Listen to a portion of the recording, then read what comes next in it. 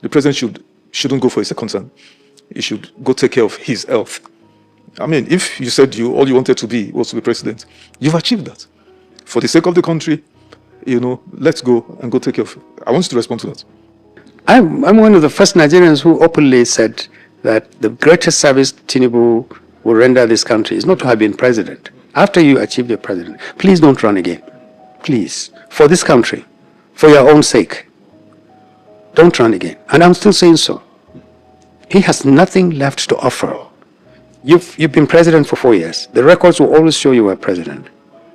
You didn't do very well. The statistics that you dish out will tell you that, did reforms and they paid out. The reality on the ground is that you're quite possibly the worst president Nigeria ever had. Really, sir? The response and the sense of responsibility by our leaders, especially the president, to accountability and compliance with rules and laws of the country are barely existing. This is not something that should occur again. There are many gaps in our knowledge about who President Tinubu is. Many. Some of them are formal, some of them are informal, some of them are legally demanding, some of them are not. And you would have thought from when he became active in the 1980s all the way through, you would have thought by now he would have fixed it. These are important matters. The Constitution says the minimum requirement for contesting an election is a secondary school. Why is it so difficult for the president to say this is why I went to secondary school? You jump from primary school to university. I would leave it to the lawyers to decide whether you can do that. You can start from a toddler to an adult and you will not explain to anybody where you've been all your life. That is a major credibility. For me, the most worrying thing is that all these years, these critical questions about who our president is, where he went to school, what he did in those schools, have not been answered. And it doesn't appear as if it bothers either the president or those who are handling him. That's a very serious problem. The issue itself becomes secondary to a bigger issue that the president doesn't feel he has to account. And even more worrying is the fact that he's very likely to get away with it. I'm sure civic societies, political parties have raised their voices, but as usual, I don't think anything will come out of this. He will continue to stand as the candidate of the APC. He will run for this presidency, but we will see whether Nigerians are happy with having a president with major gaps in his life. It's important. In African culture, people say, tell me your father and I'll tell you who you are. Tell me where you were born. It's because it's an important area. Tell me who knows you. Where are you from? We knew when we were growing up, people would say, whose child is that? And you're proud to say, this was my classmate in secondary school, this was my classmate in primary school. These are important things. How can you be so indifferent to them? The only solution, the only question, and the only answer to these issues is people would say he has something to hide, and he's playing right into their hands. So if President Tinubu had good handlers, they would have said to him, sir, whatever this is, unless we're actually hiding the fact that you didn't go to secondary school and primary school, let's make it public. If you don't make it public to the degree that everybody is saying, how can you move from primary school to Chicago, whatever, university? Yes. We should be content with it. Nobody else is. And if INEC says, well, we're not going to raise an eyebrow over this, then INEC risks being complicit. Just a couple of issues riding on this issue of certificate of the president or gaps in his genealogy, actual age, and all of those. With respect to these educational qualifications, especially, they had listed a certain school in 1999 election cycle, to which Ganifa Yemi had gone to court, and it was later discovered that the school he claimed he attended was not founded 4 years after he said he had been to that school.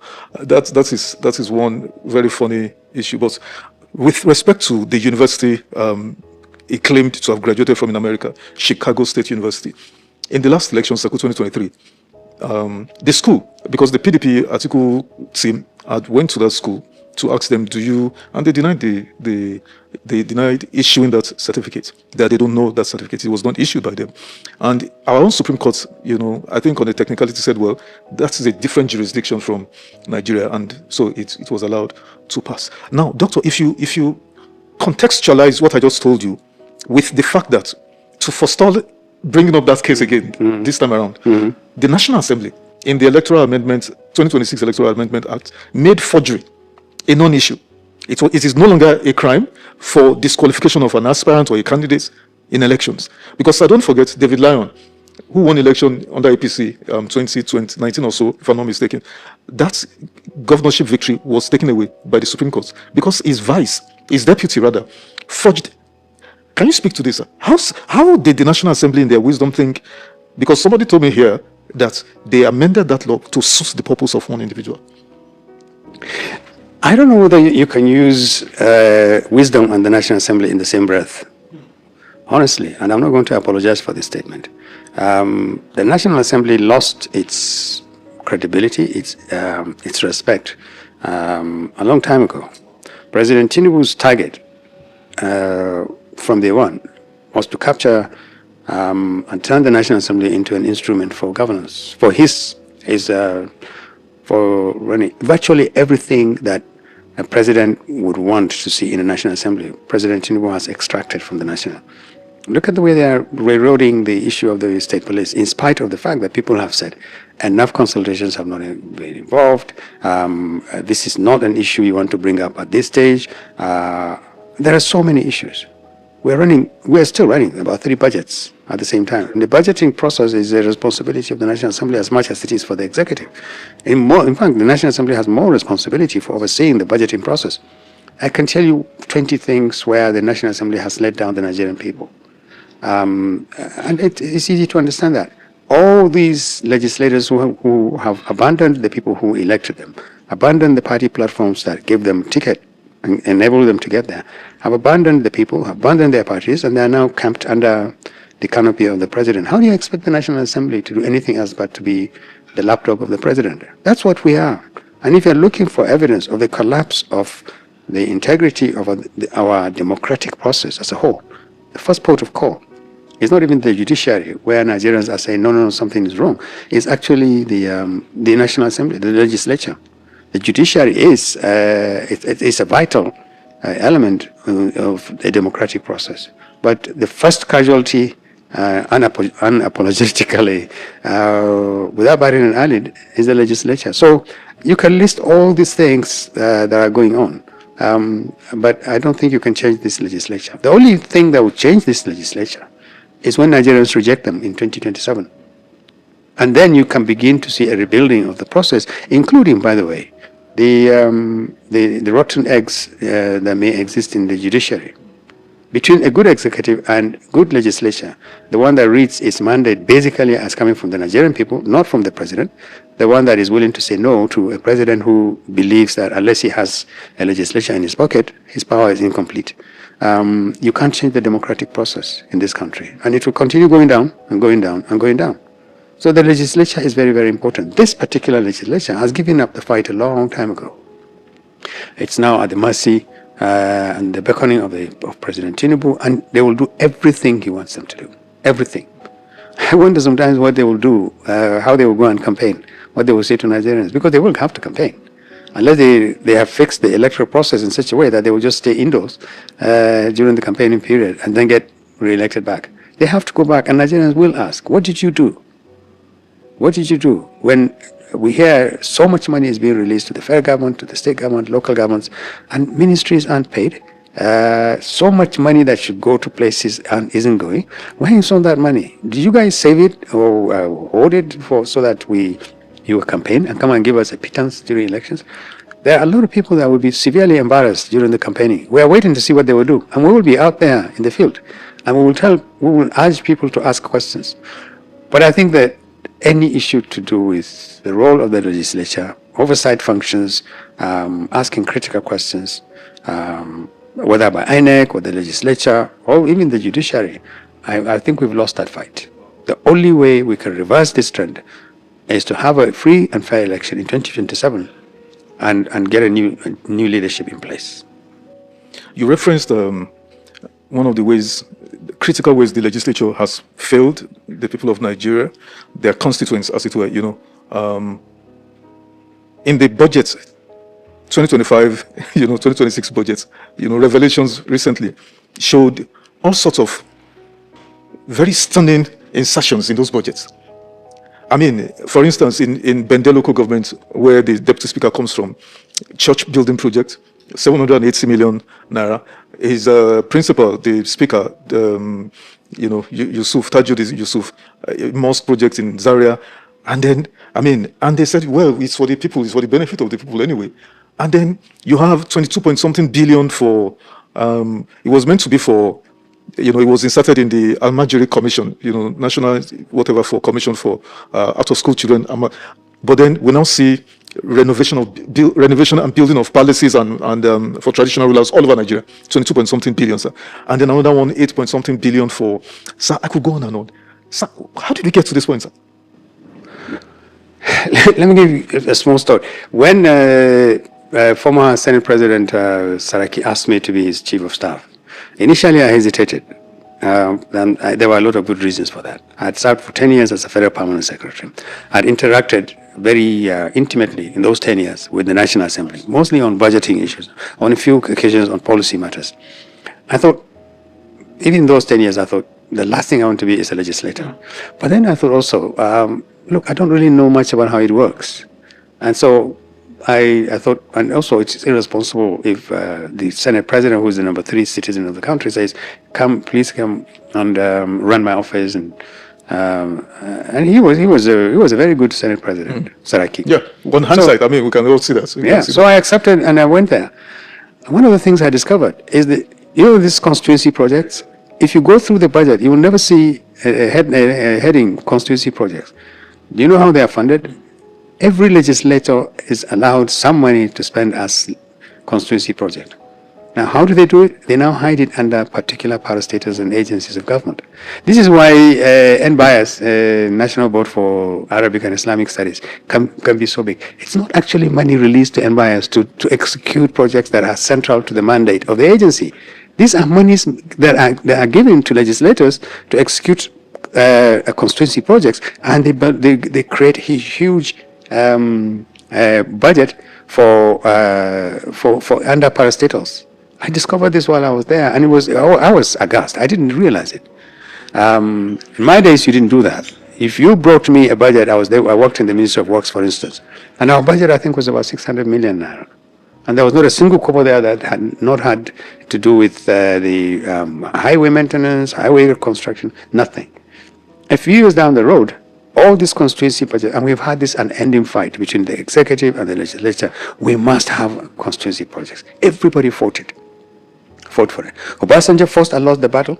Umaru Yar'Adua came. I remember I was part of his government. We went through hell trying to say to legislators, listen, we're not going to give you money to spend in your constituency so that you can claim credit. That is the job of the executive. Absolutely. If you have ideas and suggestions on what we can do in your constituency, bring it up during the budgeting process. But we're not going to assign money to you. He lost that battle again. Under Jonathan, it got worse. Under Buhari, we lost that battle completely and totally.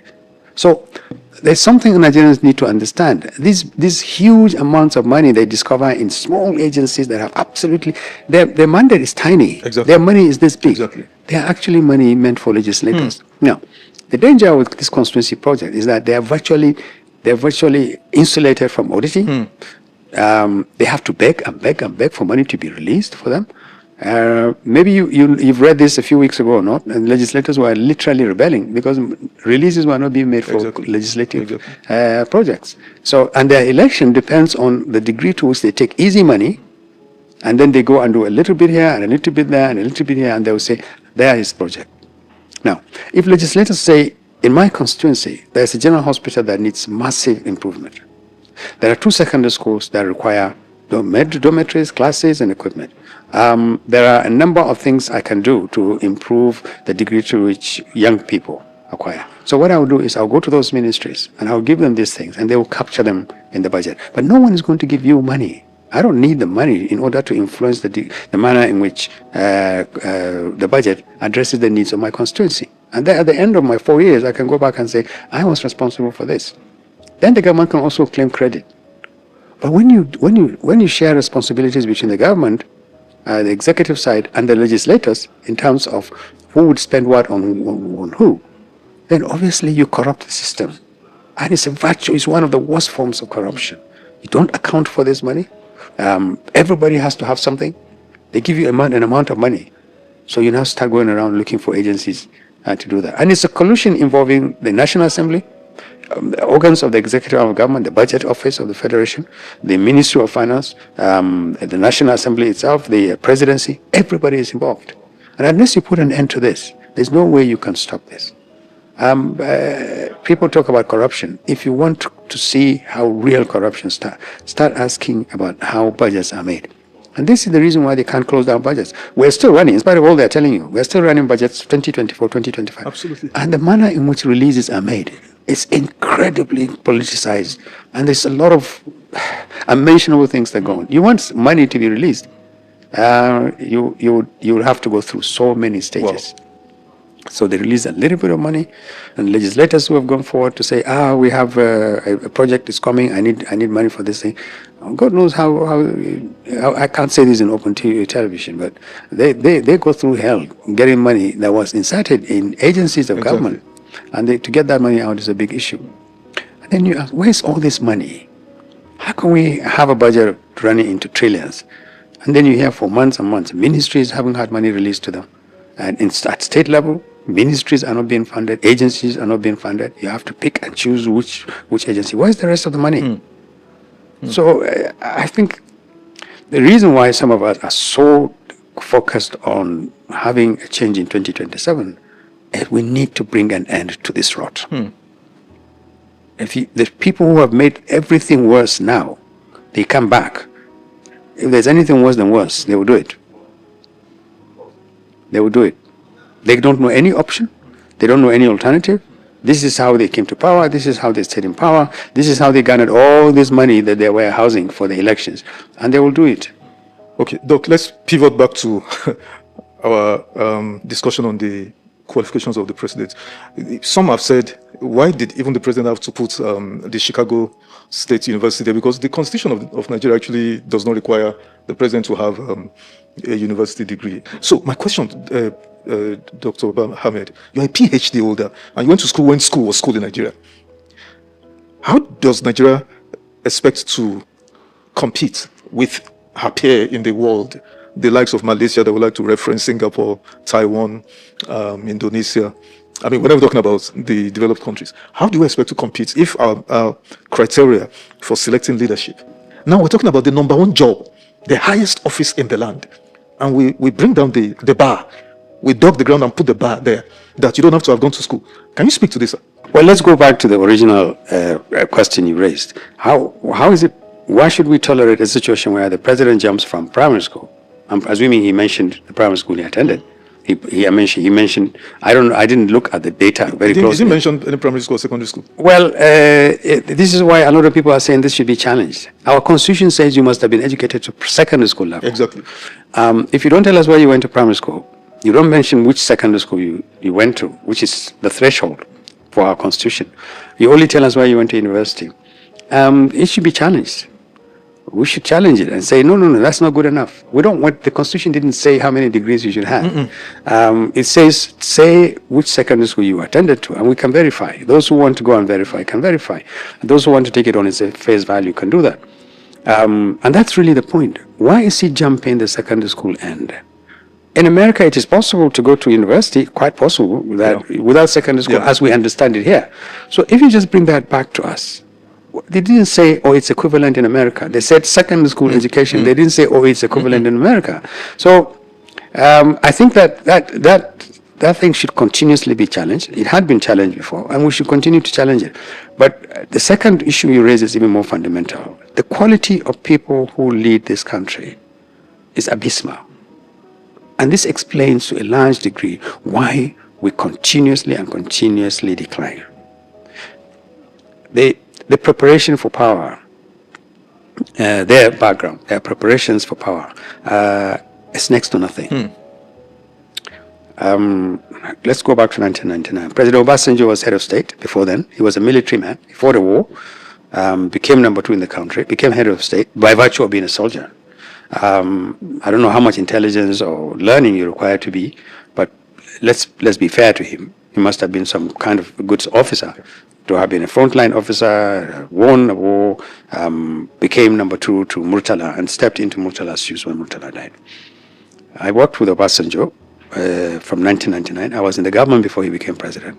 And the few of us who thought we knew the theory of government were exposed to a military leader who had transited to a civilian leader. Obasanjo was naturally he's actually an intelligent person, but intelligence is not necessarily a good preparation for on its own. Absolutely. It's not a good preparation for leadership. But he was intelligent, and he had a knack for looking for intelligent people and accomplished people to run his government.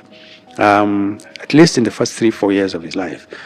Towards the end, I can't say the same thing. I think he became a victim of this idea that it's not just enough to be surrounded by power. You have to control those people who also have the power. And then I think that is where the mistake began in his own case. That it's not enough to run a good government, but you must be absolutely the number one. And brook no objection, no hostility, no threat. Umar Yar'Adua was actually a very brilliant person. I think his background, he was a bit of a rebel. Being as a governor, he was very unconventional. He became a president, and he humbled himself enough to let a few of us close to him to say, how do I do this? And he created a small think tank around him, and we did a lot of his thinking for him. One, because he needed to understand. This is a president from what you might call a rural state, Katsina, and a deputy who came from another rural state, Bayelsa. And they needed to understand a lot of things. And they were willing, particularly Umar Yar'Adua. Yes, he was willing to do that. His seven-point agenda, some of it he came with from Katsina, but a lot of it was knocked together here in Abuja because he opened his door and identified people who can help him to run it. And he ran a very, very, very simple system. And he led by example. It was incredible. I can tell you, the very last summit of the OAU, when OAU ceased to be OAU, it transited into AU, took place in Ghana. And I was then the permanent secretary in Foreign Affairs, and I traveled with him. And we were lodged in a building that was smelling of even paint, because the Ghanaian government, which was hosting, was literally finishing these buildings as heads of state were moving in. But he went with his wife, and it wasn't a problem. We put up with it. The next day, we came for breakfast, and as usual, the breakfast, Malam Umar Yar'Adua's breakfast was bread and butter and tea. And everybody had to eat that. Everybody. And as breakfast fit for a king. No, as we were having the breakfast, the Ghanaian foreign minister walked in to pay his respects and then to brief our president on how the day was going to go. And he sat there, and I could see he was shocked when he saw the way we were eating. And there were about 8 or 9 of us. And the president was there, his wife was there. And as I was walking him out, he came with his permanent secretary. I was walking the permanent secretary, and he said, I saw your president eating bread and butter. I said, yes, that's his breakfast. He said, is it for health reason? And I said, no, that's how he eats. Now, I mentioned this only because I think that somewhere, I think we lost this idea of a servant leader. A president who will see himself essentially as serving the people rather than people serving him. Amenable, available, open, simple, and you don't have to throw your weight around for Nigerians to know you're a president. And then the use of your intellect. The use of your intellect is to give you the benefit of getting people who are thinkers, people who have vision, people who are willing to spend 25 hours in a day finding ways out of the problems that you have. We lost that. Jonathan, I'm afraid, was not a thinking administration. They spent too much time fighting just to give Jonathan a stranglehold. He had an election to run, not a year or 2 after he became president. He got surrounded by the wrong people. And that is where leadership qualities come in. You need to know where your boundaries are. And you need to know who is encroaching into doing the wrong things. And accountability is absolutely important. Every single day, you are on the watch out. You are accountable to Nigerians, not your ministers, not your advisors, but you. You are accountable. So if anybody fails to meet targets, if anybody falls below the line, he goes out. You don't tolerate people who are dead weights or an embarrassment to your government just simply because they are politicians. Being a politician is not an excuse. You need to measure up to expectations of people. So I think the question is that we've been let down by the type of leaders we have. And it has been consistent all the way to now. Still interrogating this President Tinubu persona or phenomenon, as the case may be. I had former SGF, Babachir. I'm sure you must know him very well. You guys must have been in ABU together. We worked together in ADC, in CPC and ADC. Okay. Were you in school at the same time? Were you in ABU? I was in ABU. I didn't know him in ABU. Ah, really? He finished in 1977. I don't know when he finished. Okay. No, I think he must have been, that must have been earlier, or maybe about the same time. Because you're about the same age, 71, 72. Yeah. But I didn't know him very much. I met him in APC, and we campaigned for Buhari together. Yeah. Okay. Anyway, he had some comments, a lot to say. You know, that video went viral everywhere, you know.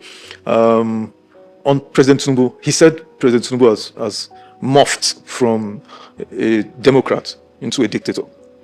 And in his own opinion, the president shouldn't go for a second term. He should go take care of his health. I mean, if you said all you wanted to be was to be president, you've achieved that. For the sake of the country, you know, let's go and go take care of it. I want you to respond to that. I'm one of the first Nigerians who openly said that the greatest service Tinubu will render this country is not to have been president. After you achieve your president, please don't run again. Please. For this country, for your own sake, don't run again. And I'm still saying so. He has nothing left to offer. You've been president for 4 years. The records will always show you were president. You didn't do very well. The statistics that you dish out will tell you that, oh, you know, did reforms and they paid out. The reality on the ground is that you're quite possibly the worst president Nigeria ever had. Really, sir? Yes. I mean, look, the problem is the disconnect between the government and the people. Catholic bishops went to the president. These are highly respected people. He must have thought, this is a good outing for me. Otherwise, he wouldn't even have agreed to meet them. Everybody knows them. They went to him, politely said to him, Mr. President, the people are not happy with you. They are hungry. They are insecure. There are a lot of problems running in the country. For every issue they raise, he said, no, you're wrong. I am right. There is no hunger in this country. What you're saying is not true. Now, for goodness sake, a president in charge of his faculties, in charge of a country that should perhaps prepare him, would not do this. You could say, well, there are issues about hunger and we acknowledge the fact that our reforms have failed to yield dividends. They're either long yielding or they've suffered from design problems or implementation problems. No. He says no. The Nigeria you're painting is not the Nigeria I know. Now, so we have to ask the question, what Nigeria do you know, sir? Which Nigeria do you live in? You live in a Nigeria that lives in your head. And the ones that people tell you, oh, you're a great president, sir. You're doing everything right. And who are these people? The people around him in the villa, all the politicians he had gathered in his room in anticipation that in 2027 he can come back and win an election again. Everybody is telling him, sir, you're the greatest president in this country. I mean, it will take a superhuman not to believe that kind of thing. And yet, the more he believes that his reform is on course, he has done well, okay, it may take some little time to show, but we've done well. Well enough in 3 years' time to make this country more unlivable. A lot of security is becoming worse. Poverty is becoming worse. Young people are losing faith that this country will ever be good enough for them to live in. This is the Nigeria is leaving behind. So how else do you judge President Tinubu? Other than the fact that he satisfied a personal ambition to be president. And beyond that, he did nothing. We will interrogate the meeting between the bishops and the president and the response of his team in particular. But back to Babachir sir. I asked him, because he told me he got scholarship, you know, and the process by which he got the scholarship was really interesting, you know. But my point is this. So I asked him, I said, the education system now, and then the former SGF says he's totally disappointed with northern governors. Because the North is the headquarters of out-of-school children, poverty, extreme poverty, misery, mortality, infant and maternal mortality. That's where it's in the North. So he says because the governors of the North have simply lost their patriotic fervor. He says that the last serious government or governor we have had in the North is the Audu Bako era of governors. Yeah. How do you respond to this? Well, he's absolutely right. Like I said, if there's any part of Nigeria that has two parts of Nigeria, to be fair, the southeast and the north, they lost massively in terms of the contribution of the kind of leadership they had. You know this Bishop Onayekon? Yes. We grew up with this story that in 1962 he graduated as the best student in the entire northern Nigeria. Absolutely. And he grew up. He grew up in this tiny little area. I think it was in either Kogi or Yes, Kogi State. Kogi State. And the Sultan of Sokoto had a habit. Every child who comes first, he will personally go and visit him. So he asked, and they told him, "Oh, the best student who in the north lives in Kogi State." And the Sultan said, "We'll go and see him." And they went there by road to the village where. Exactly. And the village, the community was out there. They didn't know how to receive the premier. They've never seen premier like that before. And he was there, and he said, "I came to congratulate you, and well done, my son. And what do you want to be when you grow up?" And he was taken aback. He said, "I want to be a Catholic bishop." I said, "Not a doctor? No. Not an engineer? No, I want to be a Catholic bishop." He said, "You will be a Catholic bishop." And I understand that the regional government, headed by a Muslim, grandson of the Shehu Danfodio, supported him to the limit of what it can. Absolutely. My generation and 2 or 3 generations below, virtually everybody under me, except maybe in the last 30 years, will tell you they went to school substantially because of the vision and the commitment of leaders to provide a foundation for them to go to school. None of us was deprived from going to school because his parents had no money for this thing. Now, so the northern leaders have a lot to be accountable to